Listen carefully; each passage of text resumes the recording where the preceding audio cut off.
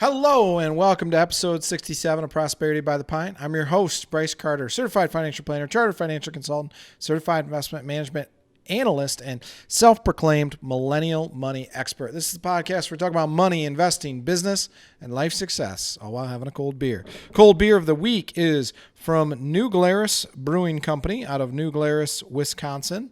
Their Spotted Cow is what it is. It doesn't actually say the type of beer that it is, so I had to go to their website, and it is a naturally cloudy farmhouse ale. I don't know what that means, but cheers.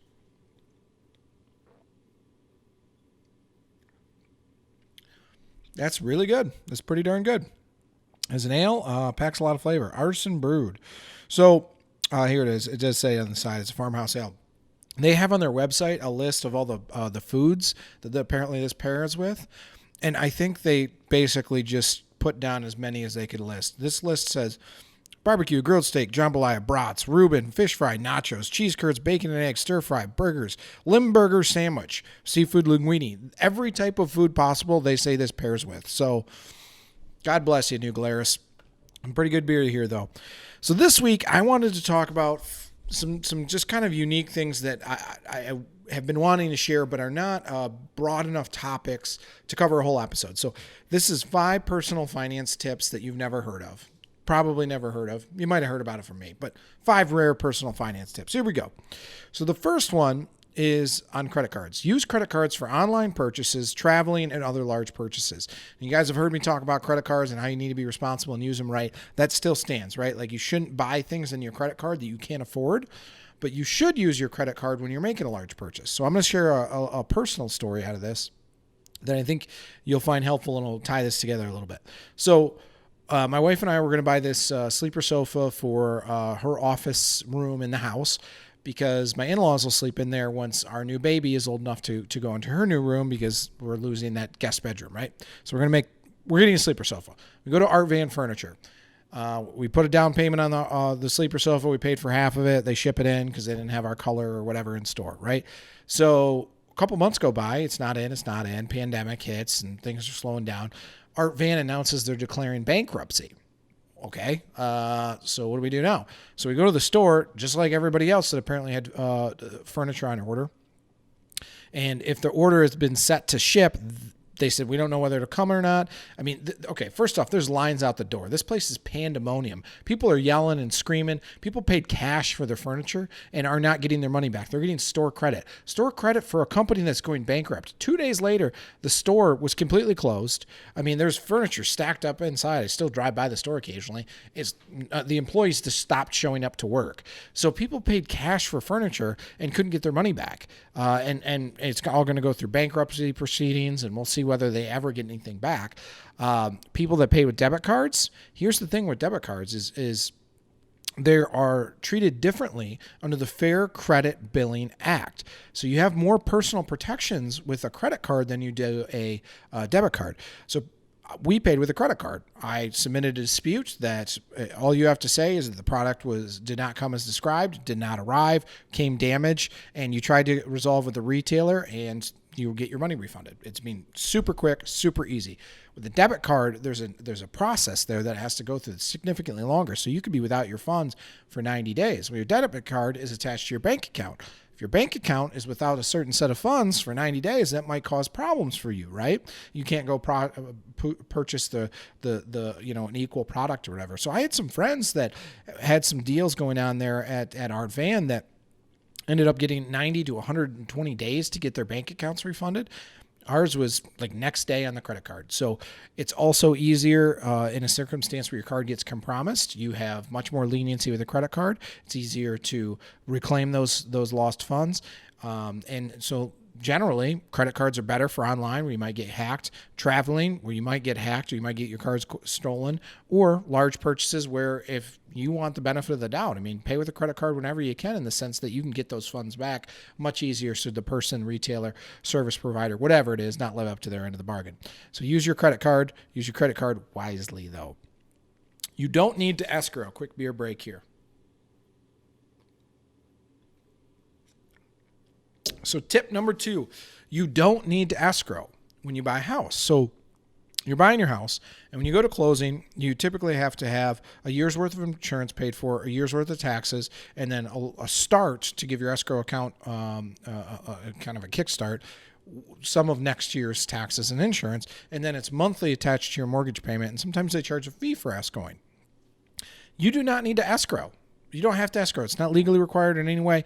And so when you go to close on your house, one, it might save you some on the down payment because a good chunk of, especially FHA down payments, where it's only 3% actually goes for the mortgage. Not so big. It might save you a bunch going to closing, not necessarily on your down payment. So it could save you quite a bit going to closing, to where you don't need to actually set aside all those taxes and everything on a future basis. You have to get the person paid up, right? And you have to have mortgage paid, your insurance paid for. But you don't need to escrow. A lot of lenders will actually charge you a fee because they want to charge a fee for escrowing. They'll charge you a fee to not escrow. If a lender's going to do that, walk away. Use a different lender. I had Amir Bali on here. I shared with him. I did some research. It turns out to get the best possible mortgage rate, you need to shop 9 different lenders. Nobody's got time for that, but it doesn't hurt you to shop 2 or 3 or 4 or 5 in order to get the best rate and save on certain fees like this. So you do not need to escrow.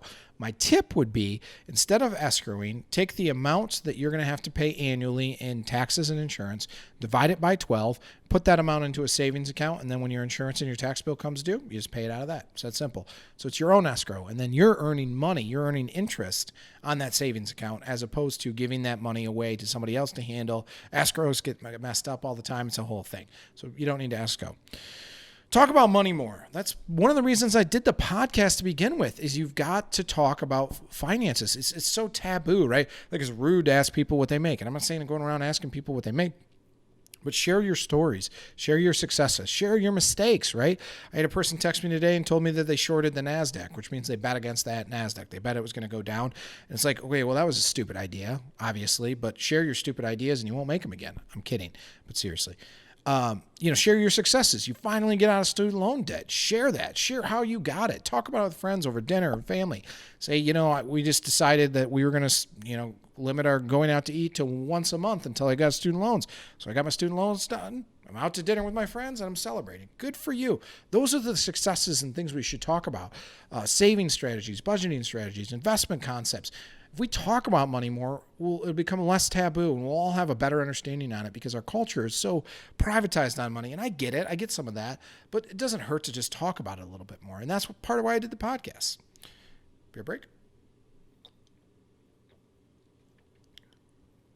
All right, this next topic, this number 4 here on the tips, I actually did spend a whole episode on this, but I still think it's paramount, and it's something I believe in so much, and I think it's a paradigm shift, a mind shift that'll help you put yourself into a position to financially succeed.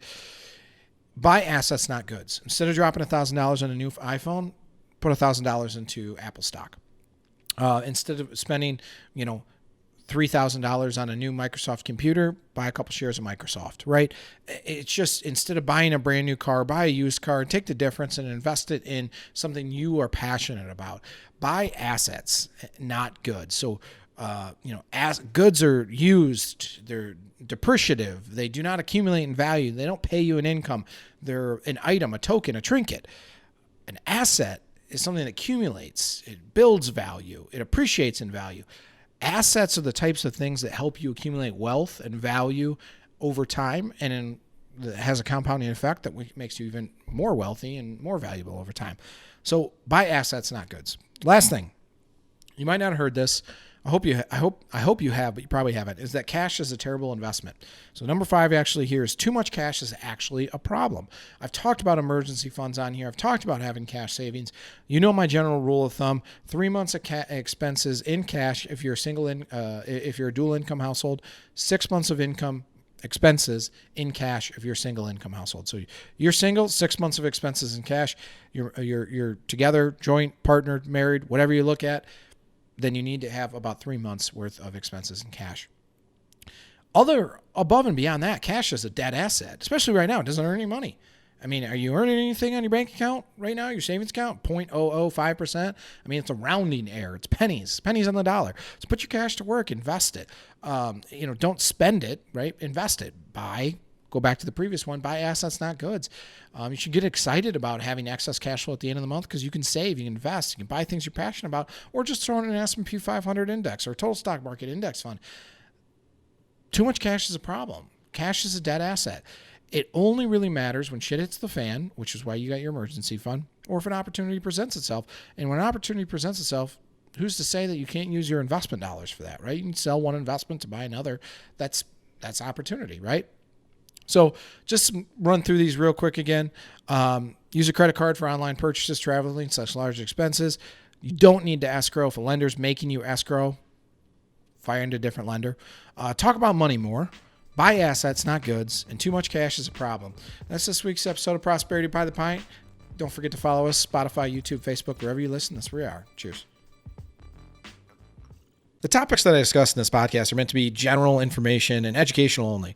I'm not giving you specific advice because I don't know you personally. In order to give you specific advice, you should work with an advisor, someone that can learn your specific situation and give you advice that applies to you.